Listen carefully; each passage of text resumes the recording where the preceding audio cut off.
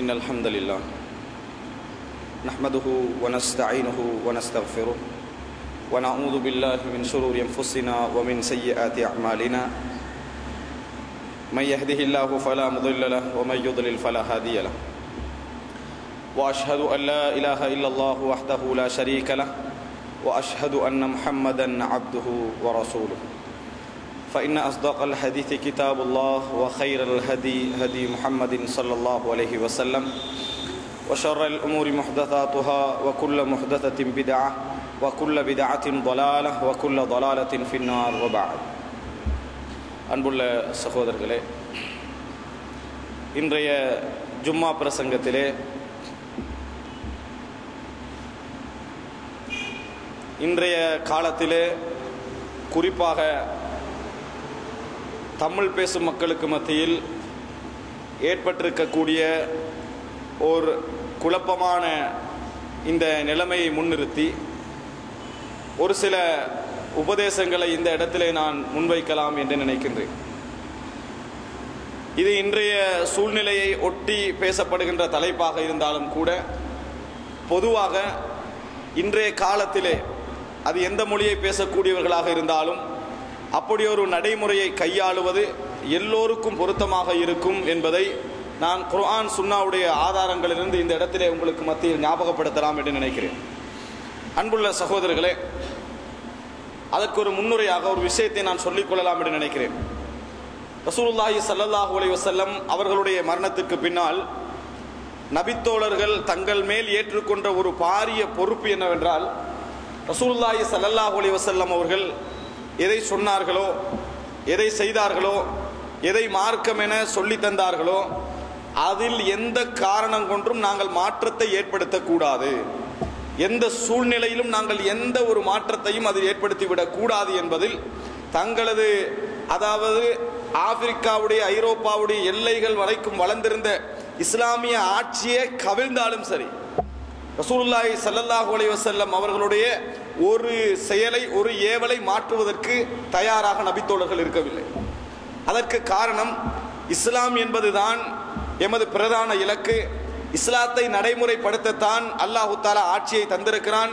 அந்த ஆட்சியின் மூலம் இஸ்லாத்தை எங்களுக்கு நடைமுறைப்படுத்த முடியாது என்று சொன்னால் அப்படி ஒரு ஆட்சி எமக்கு தேவையில்லை என்கின்ற அளவில் கவனம் எடுத்தவர்களாக நபித்தோழர்கள் இருந்தார்கள் என்பதை நாம் வரலாற்றில் நிறைய இடங்களிலே பார்த்து கொண்டிருக்கிறோம். அதற்கு நாம் எல்லாம் தெரிந்த ஒரு உதாரணம் தான் உசாமா ரதியல்லாஹு அன்ஹு அவர்களை ரசூலுல்லாஹி ஸல்லல்லாஹு அலைஹி வஸல்லம் அவர்கள், அதாவது அபூபக்கர் ரதியல்லாஹு அன்ஹு அவர்கள் படை அனுப்புகின்ற பொழுது நடந்த சம்பவம்.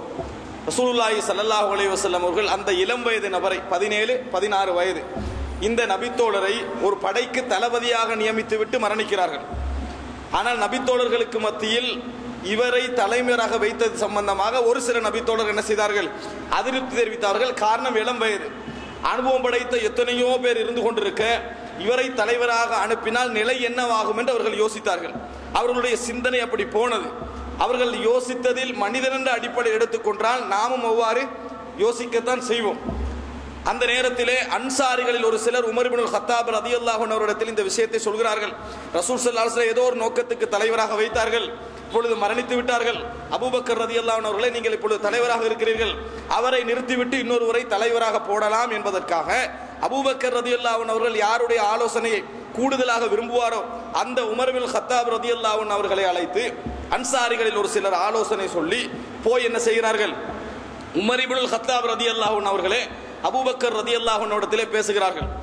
பேசுகிற நேரத்தில் என்ன சொல்கிறார்கள், உசாமா ரலியல்லாஹு அன்ஹு அவர்களை நிறுத்திவிட்டு இன்னொருவரை தலைவராக அந்த இடத்தில் போடுவது சிறந்ததாக இருக்குமே அபூபக்கர் என்று கேட்டார்கள்.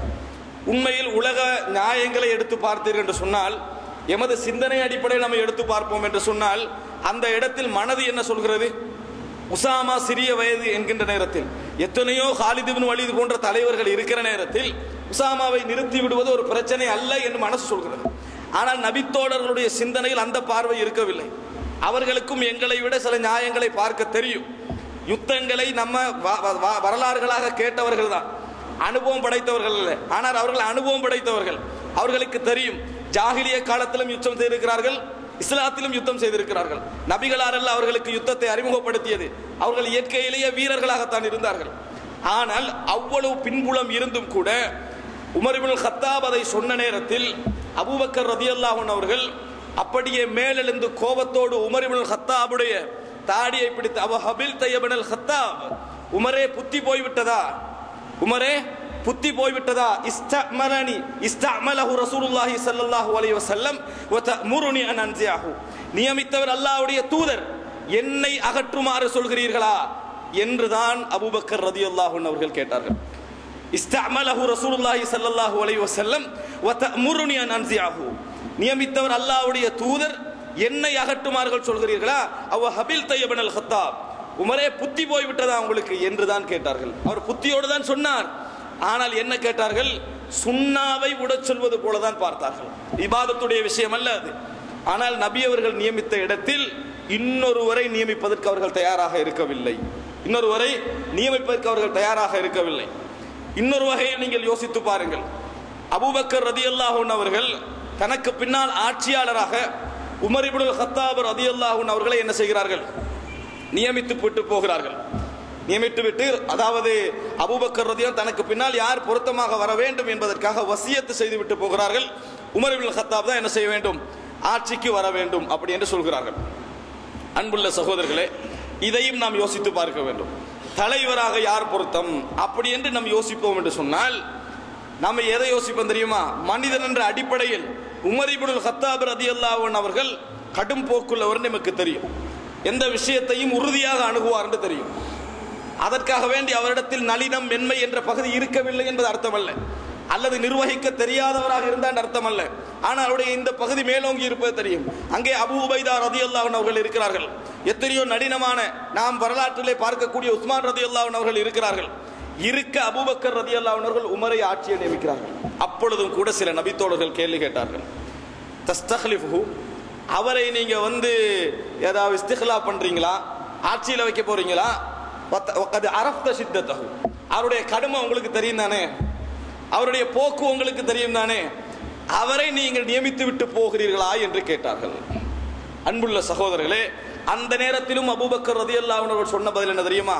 அல்லாஹ்வின் மீது ஆணையாக நான் சிறந்த ஒருவரையே நியமித்து விட்டு போகிறேன், சிறந்த ஒருவரையே நியமித்து விட்டு போகிறேன் என்று சொன்னார்கள். என்ன காரணம்? ரசூலுல்லாஹி ஸல்லல்லாஹு அலைஹி வஸல்லம் அவர்கள் உமருடைய விஷயத்தில் எப்படி நடந்து கொண்டார்கள், உமர் ரசூலுல்லாஹி ஸல்லல்லாஹு அலைஹி வஸல்லம் உடைய விஷயத்தில் எப்படி நடந்து கொள்கின்றார்கள் என்பதை தெரிந்ததனால் தான் அதை நியமித்து விட்டு போனார்கள். அன்புள்ள சகோதரர்களே, இது ஒரு சின்ன உதாரணம்.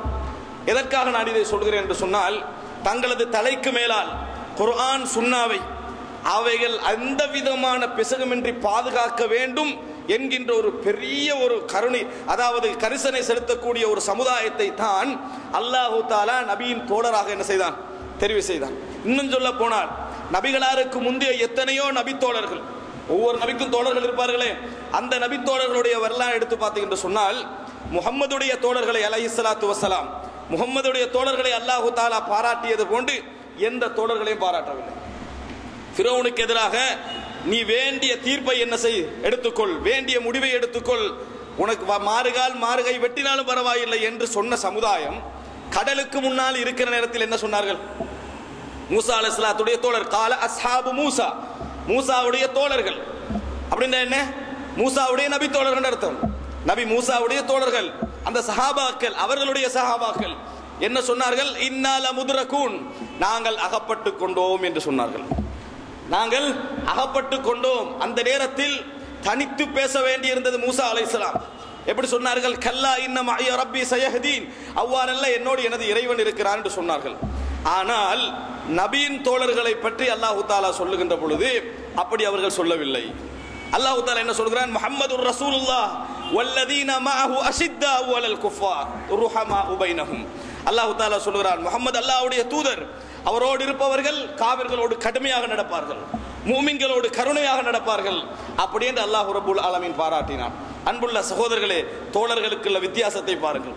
அதே போன்ற ஒரு கட்டம் ரசூலுல்லாஹி ஸல்லல்லாஹு அலைஹி வஸல்லம் அவர்களுக்கு பத்ரை சந்திக்கின்ற பொழுது ஏற்படுகிறது. ஆலோசனை கேட்கிறார்கள். ஊரையும் உலகத்தையும் தியாகம் செய்துவிட்டு வந்த முஹாஜிர்கள் கையேந்தி சொல்கிறார்கள், நாம் தயார். நபி அவர்கள் தயார் என்பதை தெரிந்து வைத்திருந்தார்கள். அவர்களை நபி அவர்கள் அவர்களுடைய பதிலை எதிர்பார்க்கவில்லை, பலமுறை கேட்டார்கள். அந்த நேரத்தில் அன்சாரி தோழர்கள் எழுந்து நின்றார்கள். எழுந்து நின்றவர்கள் சஅத் மிக முக்கியமானவர். எழும்பி சொன்னார், அல்லாஹ்வின் தூதரே அன்னக தஅனீனா யா ரசூலல்லாஹ், அல்லாஹ்வின் தூதரே நீங்கள் எங்களைத்தான் கேட்கிறீர்கள் போல இருக்கிறது. அல்லாஹ்வின் மீது ஆணையாக மூசாவை பார்த்து மூசாவுடைய தோழர்கள் சொன்னது போன்று நாம் சொல்ல மாட்டோம். நீங்கள் போங்க. அப்படி போகின்ற நேரத்தில் வலவ் இஸ்தஅரலனா ஹாதல் பஹ்ரு ثم அமர்தனா அன் நஹூத ஃபீஹி லஹுத்னா அமாமக், அல்லாஹ்வின் தூதரே முன் செல்கின்ற நேரத்தில் இந்த கடல் எம்மை குறுக்கிட்டு எம்மை மூழ்க சொன்னாலும் நாம் மூழ்குவதற்கு தயாராக இருக்கிறோம். ஃபஸிர் அலா பரக்கத்தில்லாஹ், அல்லாஹ்வுடைய பரக்கத்தை கொண்டு கிளம்பி செல்லுங்கள் என்று சொன்னார்கள். அன்புள்ள சகோதரர்களே, இப்படிப்பட்ட தோழர்களை தான் அல்லாஹு தஆலா நபியின் தோழர்களாக தெரிவு செய்தார். அல்லாஹ்வுடைய மார்க்கத்தில் மாற்றம் செய்ய அவர்கள் விரும்பவில்லை. ஆனால் மனிதர்கள் என்ற அடிப்படையில் அவர்களுக்கு தவறு நேர்ந்திருக்கிறது, பிழை விட்டிருக்கிறார்கள், தவறு செய்திருக்கிறார்கள். அந்த தவறுகளை நீங்கள் அறிந்தால் எம்மை ஃபாலோ பண்ண வேண்டாம் என்று சொல்லி இருக்கிறார்கள். அல்லாஹ்வும் அல்லாஹ்வுடைய தூதரும் சொன்னதுதான் மார்க்கமே தவிர வேற எதுவும் மார்க்கமாகாது என்பதையும் அவர்கள் என்ன செய்திருக்கிறார்கள், சொல்லி இருக்கிறார்கள். எமது தவறுகளை நீங்கள் தொடர வேண்டாம் என்பதை அச்சு பிசகாமல் சொன்ன நபி தோழர்கள். இந்த முன்னுரையை நான் ஏன் சொல்கிறேன் சகோதரர்களே, இப்படிப்பட்ட ஒரு காலத்தில் வளர்ந்தவர்கள் தான் தாபியீன்கள். அவர்களுடைய மாணவர்களாக வளர்ந்தவர்கள், அவருடைய பாசறையில் வளர்ந்தவர்கள் நபித்தோழர்கள். நான் இது போன்ற சம்பவங்கள் ஆயிரக்கணக்கில் உங்களுக்கு சொல்லலாம். நபித்தோழர்கள் வசனங்களை வார்த்தைகளை மாற்றாமல் இருந்தார்கள். எந்த அளவுக்கு என்றால், ஆட்சி தலைகீழாக பிறண்டாலும் சரி என்பதில் அவர்கள் உறுதியாக இருந்தார்கள். இவர்களுடைய பாசறையிலே வளர்ந்த தாபியீன்கள் அதே கவனத்தோடு வாழ்ந்தார்கள். அன்புள்ள சகோதரர்களே, அதற்கு ஒரு உதாரணத்தை நான் சொல்லுகிறேன். இஸ்லாம் கிழக்கு பகுதியில் வளர்ந்து செல்கிறது. எப்படி மேற்கு பகுதியில் வளர்ந்ததோ, ஐரோப்பா வரைக்கும் தொடர்ந்ததோ, ஆப்பிரிக்காவின் வடபகுதி மேற்கு பகுதியில் வரைக்கும் தொடர்ந்ததோ, அதுபோன்று கிழக்குலகில் துர்கிஸ்தானை எல்லாம் தாண்டி இஸ்லாம் என்ன செய்கிறது, போய்கொண்டிருக்கிறது. அந்த நேரத்தில் சமர்கந்த் என்கின்ற இன்றைய உஸ்பெகிஸ்தானுடைய இடத்திலே உள்ள சமர்கந்த் என்கின்ற ஒரு மாநிலம், ஒரு மிகப்பெரிய நாடு. அப்பொழுது அந்த சமர்கந்த் என்ற இடத்தை முஸ்லிம்கள் எந்தவித முன்னறிவிப்புமின்றி கைப்பற்றுகிறார்கள், ஆளுகைக்குள் கொண்டு வருகிறார்கள், ஆட்சிக்குள் கொண்டு வருகிறார்கள். எந்தவித முன்னறிவிப்பும் இல்லை, பிரச்சாரம் கிடையாது, அறிவிப்பு கிடையாது, மக்களுக்கு ஒரு இன்ஃபர்மேஷன் கிடையாது, எதுவும் இல்லை, கொண்டு வருகிறார்கள். ஜிஹாதுக்கு ஒரு சுன்னா இருக்கிறது, ஜிஹாதுக்கு ஒரு வழிமுறை இருக்கிறது. இப்படித்தான் போக வேண்டும், இது முன்னால் நடக்க வேண்டும், இது இரண்டாவது, இது மூன்றாவது என்பது நபிகளுடைய சுன்னா. அன்புள்ள சகோதரர்களே, தொழுகையில் நாம் சுன்னாவை கடைபிடிக்கிறோம், எத்தனையோ விஷயங்களில் சுன்னாவை கடைபிடிக்கிறோம். ஆனால் பொருளாதாரங்களில் எமது சுன்னாவின் நிலை எமக்கு தெரியும். பொருளாதாரங்களில் எமது சுன்னாவின் நிலை எமக்கு தெரியும். காரணம், இது உலகத்தை நஷ்டப்படுத்தும். தொழுகையில் சுன்னாவில் பற்றிருப்பதனால் உலகத்தை நஷ்டப்படுத்தாது. அதனால் நஷ்டப்படாத இடங்களில் பேணுதலாகவும் நஷ்டப்படுகின்ற இடங்களில் நாம் காணலாகவும் இருப்பதை கண்டுகொண்டிருக்கிறோம். சகோதரர்களே, அன்புள்ள சகோதரர்களே, இப்படி பிடித்த நேரத்தில் முஸ்லிம்கள் ஓரிரு வாரங்கள் நேர்மையாக அந்த சமர்கந்த் என்ற பகுதியில் ஆட்சி செலுத்துகிறார்கள். அப்படி ஒரு நேர்மையை, அப்படி ஒரு நீதியை அந்த சமர்கந்த் மக்கள் கண்டிருக்கவில்லை. ஆனாலும் ஒரு சிலருடைய தூண்டுதலின் காரணமாக ஒரு முறையீட்டை அன்றைய கலீஃபாவாக இருக்கக்கூடிய உமர் இப்னு அப்துல் அசீஸுக்கு அனுப்பி வைக்கிறார்கள். என்ன முறையீடு? முஸ்லிம்கள் அவர்களுடைய இஸ்லாமிய வழிமுறைகள் இன்றி சமர்கந்துக்குள் நுழைந்திருக்கிறார்கள், இஸ்லாமிய வழிமுறையின்றி சமர்கந்துக்குள் நுழைந்திருக்கிறார்கள் அப்படி என்று சொல்லி ஒரு செய்தியை அனுப்புகிறார்கள். உடனே உமர் இப்னு அப்துல் அசீஸ் அவர்கள் அங்கே அப்பொழுது காதியாக தலைமை நீதிபதியாக இருக்கக்கூடியவருக்கு இந்த வழக்கை போடுகிறார்கள். விசாரிக்குமாறு சொல்கிறார்கள். முஸ்லிம் யுத்த வீரர்கள், இராணுவ வீரர்கள் ஒரு பகுதியிலும், குற்றஞ்சாட்டிய மக்கள் இன்னொரு பகுதியிலும் இந்த விசாரிக்கப்படுகிறார்கள். இஸ்லாமிய முறைப்படி நுழையவில்லை என்பது தீர்மானமாகிறது. உடனே அந்த நீதிபதி கட்டளையிடுகிறார், இந்த பிரதேசத்தை விட்டு அனைத்து முஸ்லிம்களும் வெளியேற வேண்டும். எப்படி நுழைந்தார்களோ அது போன்று அத்தனை பேர் என்ன செய்யணும், யார் நுழைந்தவர்களோ அவர்கள் என்ன செய்ய வேண்டும், வெளியேறிவிட வேண்டும் என்ற கட்டளையை பிறப்பிக்கிறார்கள். அன்புள்ள சகோதரர்களே, உலக யுத்த வரலாற்றில் இப்படி ஒரு சம்பவத்தை நீங்கள் காண முடியுமா? ஒரு நாடை பிடித்த பின்னால் சட்டப்படி நுழையாததனால் அத்தனை இராணுவமும் வெளியேற வேண்டும் என்று அதே இராணுவம் கட்டளையிட்ட வரலாறை காண முடியுமா? அன்புள்ள சகோதரர்களே, சுன்னாவை கடைபிடிக்க வேண்டும் என்பதில் இறுக்கமாக இருந்தார்கள், முறையாக இருந்தார்கள். வெளியேறினார்கள். அவர்கள் வெளியேறி சமர்கந்தை விட்டு வெளியேறி இராணுவம் வெளியேறி தூரமாக போகின்ற நேரத்தில் அங்குள்ள நல்ல மக்கள் ஒன்று கூடினார்கள். யாரை வெளியேற்றினீர்கள்? இப்படி ஒரு நீதியை இந்த சமுதாயத்தில் நீங்கள் கண்டதுண்டா? இப்படி ஒரு நேர்மை இந்த சமுதாயத்தில் கண்டதுண்டா? அப்படிப்பட்ட சமுதாயத்தை தான் நீங்கள் வெளியேற்றினீர்களா என்று சொல்லி ஊர் தலைவர்கள் அவர்களும் அனைவரும் அவர்களை பின்தொடர்ந்து கெஞ்சி திருப்பி கொண்டு வந்து அந்த ஊரிலே சேர்த்தார்கள் என்ற வரலாற்றை நாம் பார்க்கிறோம். சமர்கந்துடைய வரலாறு சகோதரர்கள். அங்கேதான், அதற்கு பக்கத்திலே தான் இமாம் புகாரி அவர்கள் பிறந்தார்கள். அதுக்கு பக்கத்திலே தான் அந்த நீதியின் காரணமாக பிறந்த ஒரு அறிஞர் தான் இமாம் புகாரி. சமர்கந்த் என்ற ஹர்தனிக் என்ற பிரதேசத்தில் தான் இமாம் புகாரி மரணித்தார்கள். அன்புள்ள சகோதரர்களே, இதெல்லாம் சுன்னாவையும் மார்க்கத்தையும் கடந்த கால சமுதாயம் அணுவணுவாக கடைபிடித்ததற்கான ஒரு பகுதியில் உண்டு. இதன் காரணமாக ஆனாலும் ஷைத்தானுக்கு எல்லா இடத்திலும் ஒரு இடம் இருக்கும். ஷைத்தானுக்கு எல்லா இடத்திலும் ஒரு இடம் இருக்கும். ஆதம் அலைஹிஸ்ஸலாமும் ஹவ்வா அலைஹிஸ்ஸலாமும் தனித்திருந்த பொழுதும் அவனுக்கு என்ன செய்தது? ஒரு இடம் இருந்தது. அந்த அடிப்படையில் ஷைத்தான் பித்அத்துக்களை வேரூன்ற வைத்தான், வளர்க்க வைத்தான். ஆனால் அன்றைய சமுதாயம் அந்த பித்அத்துக்களை வளர்கின்ற பொழுதே அடையாளம் கண்டுகொண்டது. இன்றைக்கு நாங்கள் அழைக்கிறோமே, அதாவது அஷ்அரியா என்றும் ஜஹ்மியா என்றும் முஅ்தஸிலா என்றும் அழைக்கிறோமே, இவைகளெல்லாம் அன்றைய காலத்தில் இன்றைய காலத்தோடு ஒப்பிட்டீர்கள் என்று சொன்னால் நமது பார்வையில் மிக சின்ன பித்அத்துக்கள். நமது பார்வையில் எடுத்துக்கொண்டீங்க என்று சொன்னால் இந்த நமது காலத்திலே உருவாகி இருக்கக்கூடிய பித்அத்துக்களோடு ஒப்பிட்டால் கபரு வணக்கம் அல்ல, தாயத்து தட்டு தகடல்ல, மதுகபியத்தி அல்ல, காலில் விழுந்து வணங்குவதல்ல, கரைத்து குடிப்பதல்ல அவர்கள் செய்த பித்அத்துக்கள். அந்த பித்அத் அல்ல, சாதாரண பெரும்பாவம் செய்தவர் நிரந்தர நரகமா இல்லையா? இதான் பித்அத். பெரும்பாவம் செய்தவர் நிரந்தர நரகமா இல்லையா? ஒரு சமுதாயம் ஆம் என்கிறது, இன்னொரு சமுதாயம் இல்லை என்கிறது. இதை அடையாளம் கண்டார்கள். அடையாளம் கண்டு அந்த மாற்று கருத்து கொண்டவர்களை உடனேயே இவர்கள் பித்அத்வாதிகள், மார்க்கத்தில் புதிய கருத்தை சொல்லுகிறார்கள் அப்படி என்று மறுத்தார்கள். கதரியாக்கள் என்பவர்கள் எதை மறுத்தார்கள்? முழு கதரையும் மறுக்கவில்லை. கதிர் இருக்கிறது, அல்லாஹ்வுடைய நாட்டப்படிதான் எல்லாம் நடக்கும், எல்லாமே அல்லாஹ்வுடைய நாட்டப்படிதான் நடக்கிறது. ஆனால் மனிதனுடைய செயல்பாடுகள் மட்டும் அல்லாஹ்வுடைய நாட்டத்துக்கு உட்பட்டதல்ல அப்படி என்று சொன்னார்கள். அதற்காக வேண்டி அவர்களை கதரியாக்கள் என்று என்ன செய்தார்கள்? உடனடியாக ஒதுக்கி வைத்தார்கள். காரணம், இந்த இஸ்லாமிய சமுதாயத்துக்குள் பித்அத்துக்கள் நுழையக்கூடாது என்பதில் மிக கவனமாக இருந்தார்கள். அஹ்லு சுன்னாவை பின்பற்றக்கூடிய மக்களுடைய கை ஓங்கி இருந்தது. பித்அத்துவாதிகளால் எழும்ப முடியவில்லை. பெயர் சொல்லி அழைக்கப்பட்டார்கள். இவர்கள் இன்ன குரூப்பை சேர்ந்தவர்கள், இவர்கள் சரிவர மாட்டார்கள், மார்க்கத்துக்குள் நஞ்சை புகுத்துவார்கள் என்பதனால் சிறந்த ஒரு சமுதாயமாக சுன்னாவை பின்பற்றக்கூடியவர்களும் குறுகிய சமுதாயமாக பித்அத்வாதிகளும் அறிமுகப்படுத்தப்பட்டார்கள். நமக்கெல்லாம் தெரியும் இமாம் மாலிக்குடைய மஜ்லிஸிலே நடந்த சம்பவம். இமாம் மாலிக் ஒரு மதீனாவுடைய மிகப்பெரிய அறிஞர். இமாம் மாலிக்குடைய மஜ்லிஸிலே ஒருவர் வந்து கேள்வி கேட்கிறார். அல் இஸ்திவா, அல்லாஹ் தஆலா அர்ஷின் மீது இருக்கிறான் என்பதை பற்றி கேட்கிறான். இஸ்தவா அலல் அர்ஷ், அர்ஷின் மீது ஆகிவிட்டான் என்றால் என்ன என்று கேட்கிறார்கள். அதற்கு இமாம் மாலிக் ஒரு பதில் சொன்னார். அல் இஸ்திவா மஅலூமுன், இஸ்திவா என்றால் என்ன என்று தெரியும். அல்லாஹ் அர்ஷின் மீது இருக்கிறான் என்றால் என்ன எங்களுக்கு தெரியும், தெரியாமல் இல்லை. வல் கைஃபியத்து மஜ்ஹூலுன், ஆனால் எப்படி என்பது தெரியாது. எப்படி என்பதை அல்லாஹ்வும் ரசூலும் சொல்லி தரவில்லை. வல் ஈமானு பிஹி வாஜிப், அதை நம்புவது எமக்கு கடமை. வஸ்ஸுஆலு அன்ஹு பித்ஆ, அதை பற்றி விளக்கம் கேட்பது பித்அத். அக்ரிஜு ஹாதல் முப்ததி, இந்த பித்அத்வாதியை வெளியே போடுங்கன்னு சொன்னாங்க. இந்த பித்அத்வாதியை வெளியே போடுங்க என்று சொன்னார்கள். இன்றைய காலத்திலிருந்து அதை நாம் நோக்குவோம் என்றால் எமக்கு அது நெருடலாக இருக்கும். ஆனால் அன்றைய காலத்தில் அது போன்றவர்களை ஒதுக்காது விட்டால் பித்அத் வளர்ந்திருக்கும். பித்அத்வாதிகள் வாய் திறப்பதற்கான எந்த உரிமையும் அனுமதியும் அந்த ஆட்சிகளில் இருக்கவில்லை. இஸ்லாம் தலை தோங்கி இருந்தது. ஆங்காங்கே முளைத்தாலும் உடனே என்ன செய்தார்கள்? அடக்கப்பட்டார்கள் என்பதை பார்க்கிறோம். அன்புள்ள சகோதரர்களே, ஆனால் இன்றைய நிலைமை வேறு. இந்த முன்னுரையை நீங்கள் மனதிலே வைத்துக் கொள்ளுங்கள். இன்றைய நிலைமை அதுவல்ல. பித்அத்வாதிகளுடைய கையோங்கி அஹ்லு சுன்னா கொஞ்சமாக இருக்கக்கூடிய காலம், குர்ஆன் சுன்னாவை பின்பற்றக்கூடியவர்கள் கொஞ்சமாக இருக்கக்கூடிய காலம். அன்றைக்கு அதிகமாக அவர்கள் தான் இருந்தார்கள் சுன்னாவை பின்பற்றக்கூடியவர்கள். அப்ப எல்லாம் ரசூல் ஸல்லல்லாஹு அலைஹி வஸல்லம் இந்த ஹதீஸ் அந்த காலத்துக்கு அல்ல. எது? பத அல் இஸ்லாமு கரீபன் வ சயஊது கரீபன் கமா பத ஃபதூபா லில் குரபா அல்லதீன யுஸ்லிஹூன இதா ஃபஸத الناس. பத அல் இஸ்லாமு கரீபன், இஸ்லாம் அறிமுகமற்ற நிலையில் ஆரம்பித்தது. வ சயஊது கரீபன் கமா பத, எப்படி ஆரம்பித்ததோ அதே நிலைக்கு மாறும். எப்படி ஆரம்பித்ததோ அறிமுகமற்ற நிலைக்கு இஸ்லாம் மாறும் என்று ரசூலுல்லாஹி ஸல்லல்லாஹு அலைஹி வஸல்லம் சொன்னார்கள். அந்த நிலைமை இன்றைய இஸ்லாமிய சமுதாயத்தை பீடித்துக் கொண்டிருக்கிறது. அந்த நேரத்தில் மக்கள் ஃபசாதில் ஈடுபடுகின்ற பொழுது சீர்திருத்தம் செய்யக்கூடிய அந்த குரபாக்களுக்கு, அறிமுகமற்றவர்களுக்கு அல்லாஹ்வுடைய சுபசோபனம் உண்டாகட்டும் என ரசூலுல்லாஹி ஸல்லல்லாஹு அலைஹி வஸல்லம் அவர்கள் சொன்னார்கள்.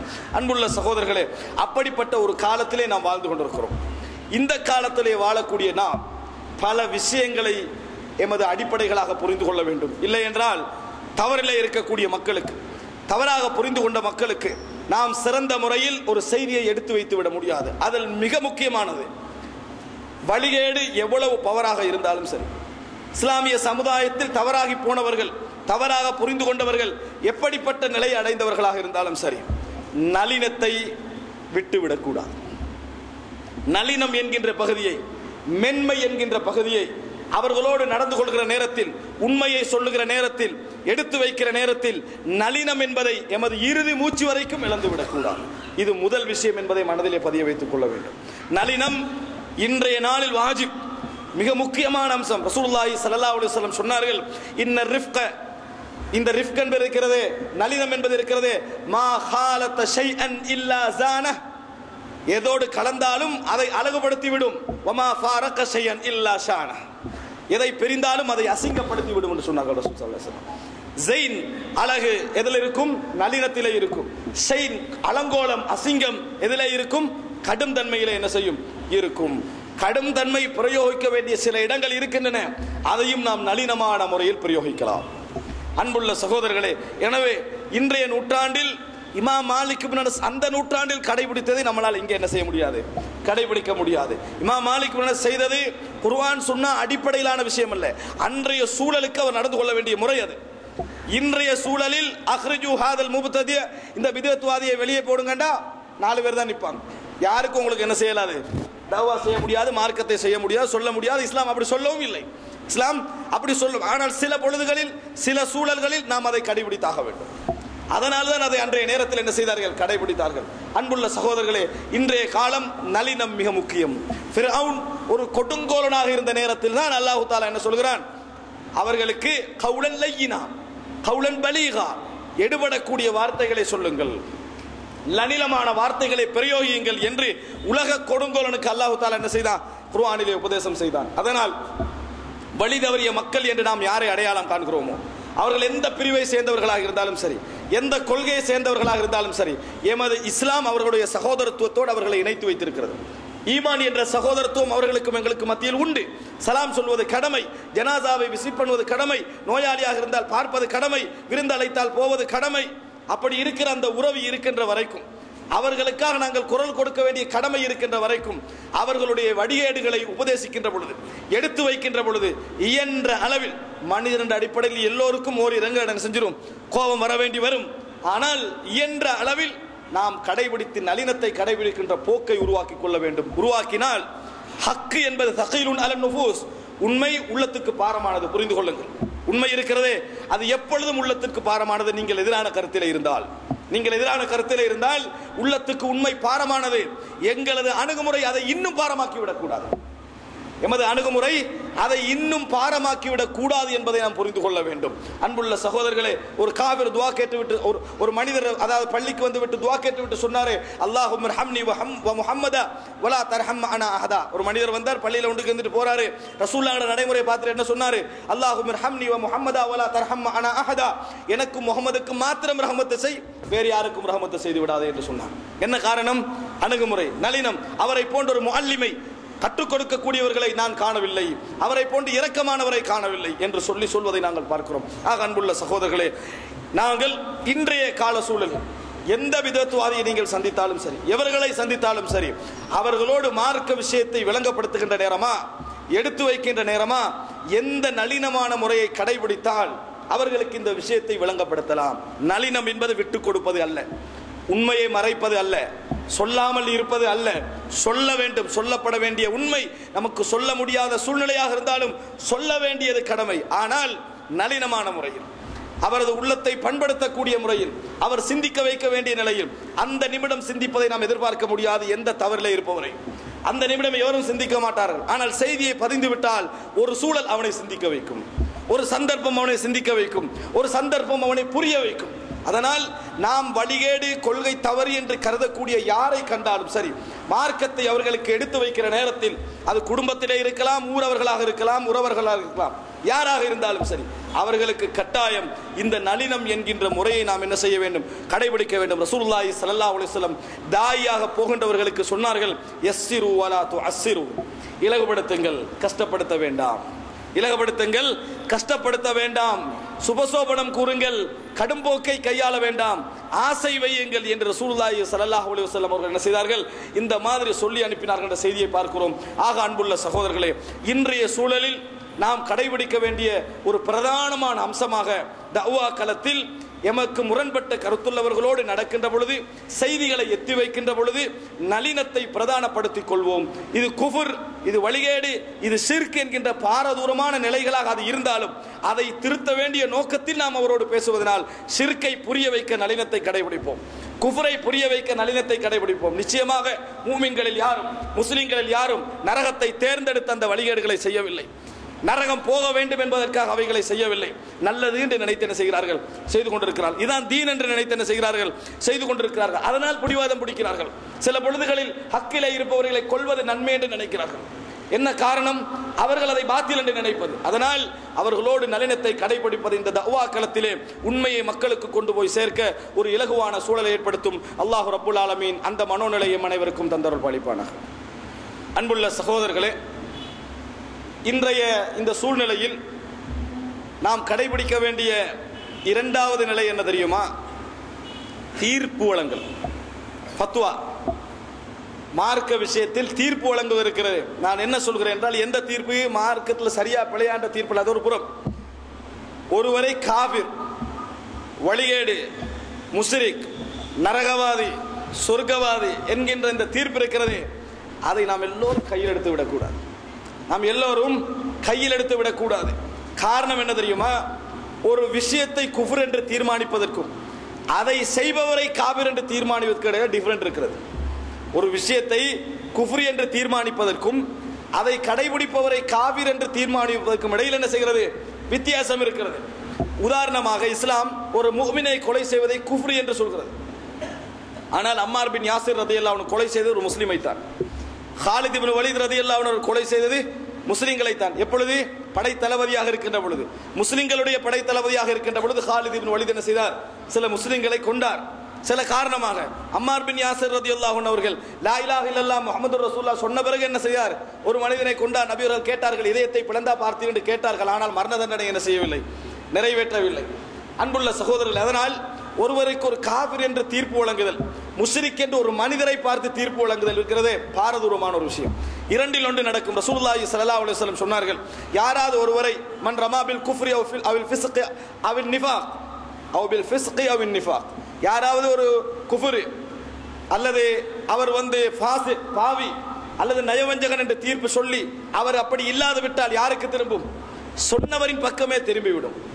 சொன்னவர் காபிராகி விடுவார், சொன்னவர் நயவஞ்சகனாகி விடுவார், சொன்னவர் பாவியாகி விடுவார். சில அடையாளங்களை பார்த்து நம்ம அப்படி நினைக்கலாம். முஆத் இப்னு ஜபலுடைய சம்பவம் நம்மளுக்கு தெரியும். அவரை முனாஃபிக் என்று சொல்லி முஆத் இப்னு ஜபல் சொன்னார்கள். ஜமாத்தை விட்டு பிரிந்ததனால், தொழுதுகின்ற பொழுது ஜமாத்தை விட்டு பிரிந்து தனியே தொழுதார், முனாஃபிக் என்று சொன்னார்கள். இந்த செய்தி வருகிறது. ரசூல் ஸல்லல்லாஹு அலைஹி வஸல்லம் அவர்கள் இருவரையும் அழைத்து விசாரிக்கிறார்கள். ஏன் இப்படி செய்தீர்கள்? முஆத் சொல்கிறார், இவர் என்ன செய்யறாரு? தொழுகிற நேரத்தில் இடையில பிரிஞ்சு போயிட்டாரு, தனியே தொழுதாரு. உடனே ரசூலுல்லாஹ் விசாரிக்கிறாங்க, நீங்க என்ன சொன்னீங்க, என்ன ஏன் அப்படி நடந்து கொண்டீர்கள் என்று கேட்டார்கள். நான் ஒரு விவசாயி, இவர் தொழுதா என்ன செய்யறாரு? உங்கள்கிட்ட தொழுட்டு எங்கள்கிட்ட நீட்டி தொழுகிறாரு, எனக்கு அப்படி நீண்ட நேரம் என்ன செய்யலாது, தொழ முடியாது. நான் தனித்து துஆ கேட்கிறேன். வலா அரிஃபு தந்தனதக வலா தந்தனத முஆத், முஆத் என்ன முணுமுணுக்கிறீங்க, நீங்க என்ன முணுமுணுக்கிறீங்கன்னு எனக்கு தெரியாது. ஆனால் நான் தொழுகையில் இப்படி செய்கிறேன் என்று நபி அவர்களுக்கு முன்னால் முன்வைத்தார்கள். ரசூல் ஸல்லல்லாஹு அலைஹி வஸல்லம் சொன்னார்கள், ஹவுலஹா நுதந்தின், நீங்கள் எதை சுத்தி முணுமுணுக்கிறீர்களோ அதை சூழத்தான் நாமும் முணுமுணுக்கிறோம். அப்படின்னா என்ன? நீங்கள் சொர்க்கம் நரகம் இதானே பிரார்த்திக்கிறீங்க, நாமும் அதைத்தான் என்று ரசூல் ஸல்லல்லாஹு அலைஹி வஸல்லம் சொன்னார்கள்.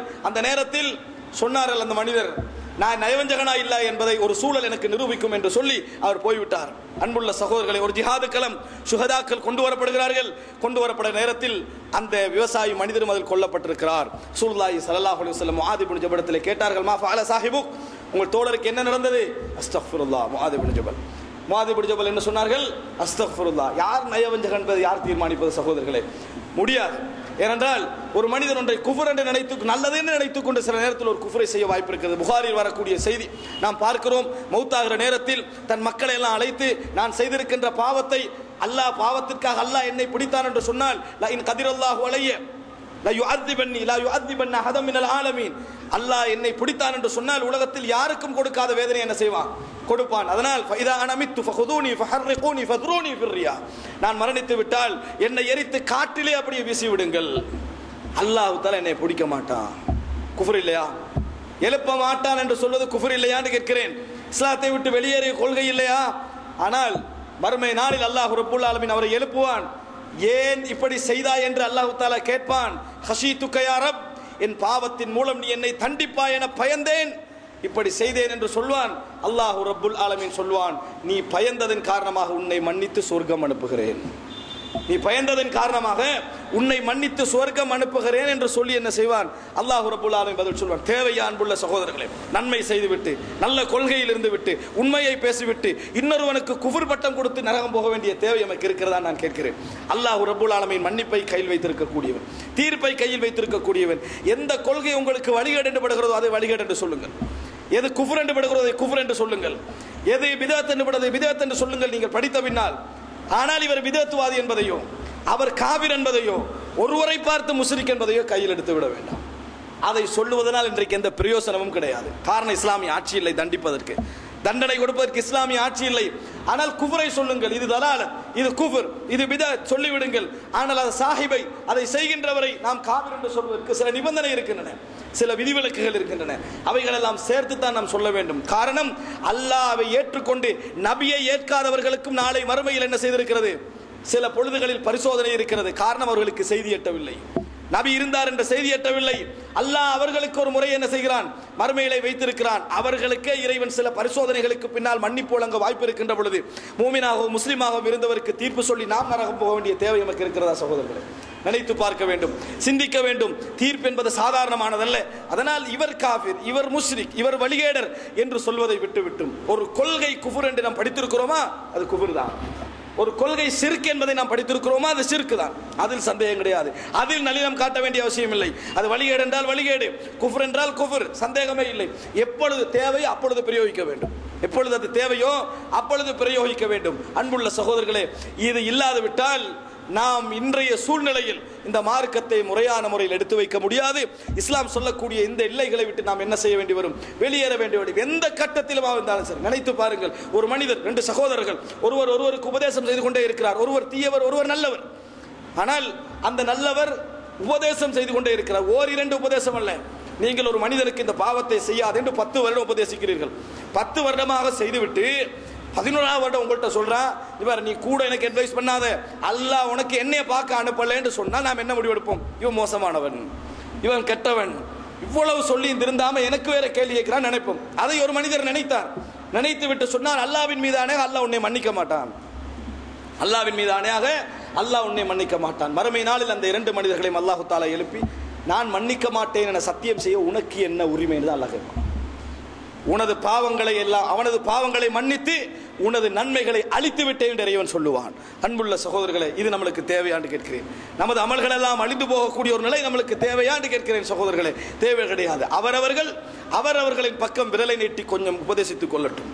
நான் பாவி இல்லையா? நான் பாவங்கள் செய்யவில்லையா? நான் தீமை செய்யவில்லையா? எனது பாவத்திற்காக என்னை பிடித்தால் இறைவன் இந்த உலகத்தில் நான் எஞ்சுவேனா என்று ஒவ்வொருவரும் யோசித்தாலே போதுமானது. தீர்ப்பை விட்டு என்ன செய்வார்கள்? மௌனமாகி விடுவார்கள். ஆக அன்புள்ள சகோதரர்களே, இன்றைய சூழ்நிலையில் கொள்கைகளை விளங்கப்படுத்த வேண்டும், தவறை விளங்கப்படுத்த வேண்டும்.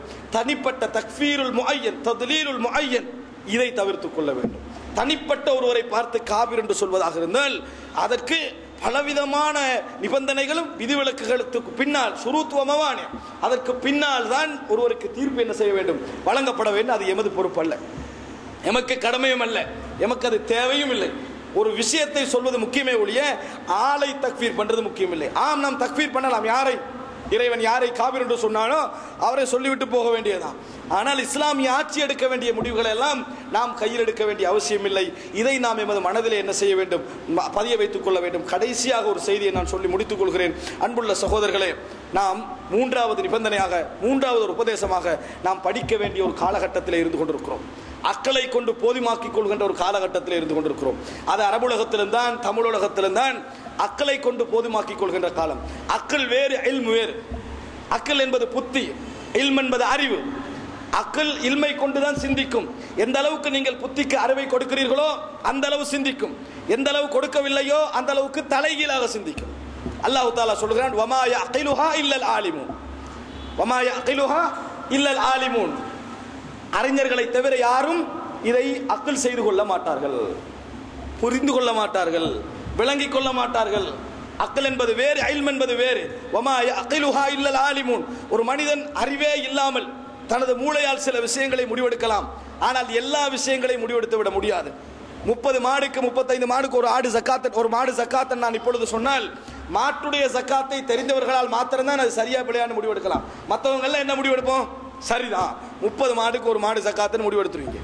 நாளை இன்னொரு பயானிலே 30 மாடுக்கு 2 மாடு ஜக்காத் என்று சொன்னா தான் உங்களுக்கு முரண்படும். அப்ப நேத்து ஒன்று சொன்னாங்களே, ஏற்கனவே ஒரு தகவல் உங்களுக்கு இருக்கிறது, அதனால் முரண்படுவீர்கள். இன்று முரண்பட மாட்டீர்கள், இல்லை. அதனால் படியுங்கள் சகோதரர்களே. அறிவு இல்மு கிடைத்தால் தான் என்றளவு நல்ல முறையில் சிந்திக்கக்கூடியவர்களாக நாம் மாறுவோம்.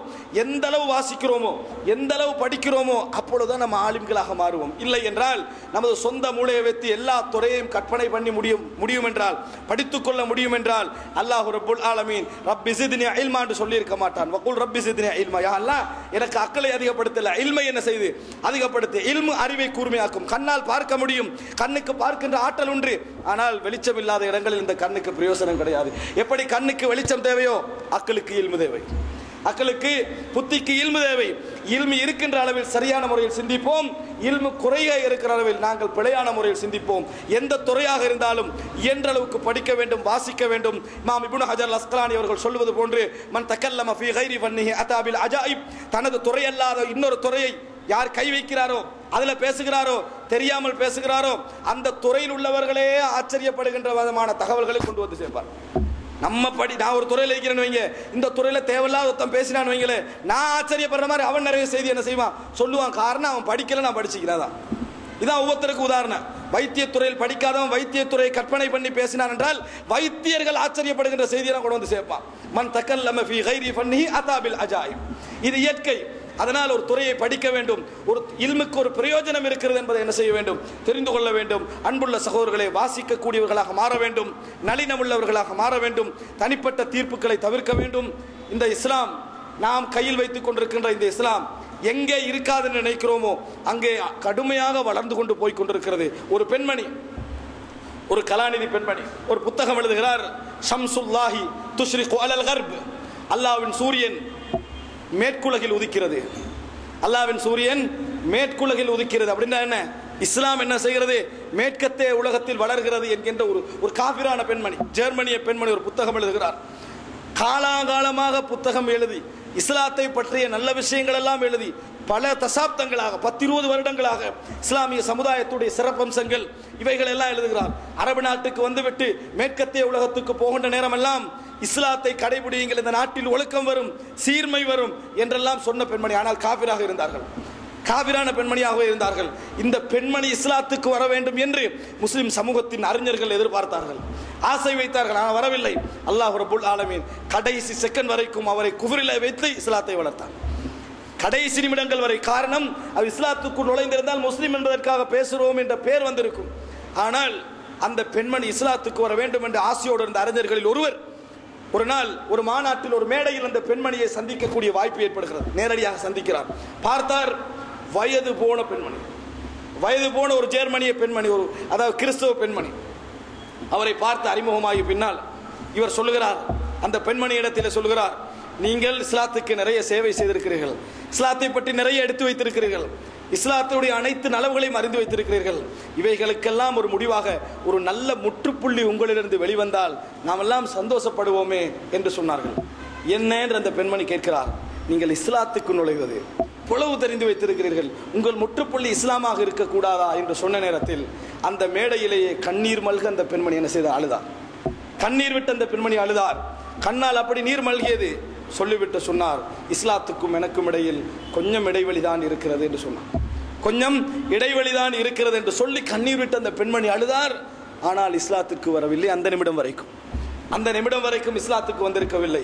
அல்லாஹ் ரப்புல் ஆலமீன் ஒரு மனிதனை இஸ்லாத்தை வளர்க்க எப்படி பயன்படுத்துகிறான் என்பதற்கு உதாரணம். கொஞ்சம் காலத்தில் அந்த அறிஞருக்கு செய்தி வருகிறது, அந்த பெண்மணி இஸ்லாத்தை ஏற்று மரணித்து விட்டார். இஸ்லாத்தை ஏற்று மரணித்து விட்டார். அன்புள்ள சகோதரர்களே, அல்லாஹ் ரப்புல் ஆலமீன் எப்படி இஸ்லாத்தை வளர்ப்பான் என்பதை நாம் சொல்லி மாள முடியும். அல்லாஹ் எப்படி வளர்ப்பான் என்பதற்கு இது ஒரு முறை. இப்படி மேற்கு உலகில் இஸ்லாம் வளர்ந்து கொண்டிருக்கிறது. அப்படி வளர்ந்து கொண்டிருக்கிற நேரத்தில் இஸ்லாத்தை கையில் வைத்துக் கொண்டு அதனோடு விரிந்த பகுதிகளை புரிந்து கொள்ளாமல் அலட்சியப்படுத்திக் கொண்டு நாம் சிறு பகுதிகளாக இதுதான் இஸ்லாம் என்று நாம் நினைத்துக் கொண்டு வாழ்வோம் என்று சொன்னால் எம்மை போன்ற துரதிர்ஷ்டவாதிகள் யாரும் இருக்க முடியாது. அல்லாஹு தஆலா காப்பாற்ற வேண்டும். வஇன் தவல்லவ் யஸ்தபதில் கௌமன் கைரக்கும் சும்ம லா யகூனு அம்சாலக்கும். அவர்கள் புறக்கணித்தால் அல்லாஹு தஆலா உங்களை மாற்றிவிட்டு இன்னொரு சமுதாயத்தை இந்த இடத்திற்கு கொண்டு வருவான். அவர்கள் உங்களை போன்று இருக்க மாட்டார்கள் என்று அல்லாஹு தஆலா சொல்கிறான். இஸ்லாத்துக்கு நாம் தேவை கிடையாது, எமக்குத்தான் இஸ்லாம் தேவை என்பதை புரிந்து சிறந்த முறையில் இந்த சூழலில் இஸ்லாத்தை முறையாக கடைபிடித்து முறைமையாக எத்தி வைக்கக்கூடிய மக்களாக அல்லாஹ் ரப்புல் ஆலமீன் என்னையும் உங்களையும் ஆக்கியல் புரிவானாக. ஹாதா மா இந்தி வல் இல்மு இந்தல்லாஹ் வ அகூலு கௌலி ஹாதா வ அஸ்தக்ஃபிருல்லாஹ் லி வ லக்கும்.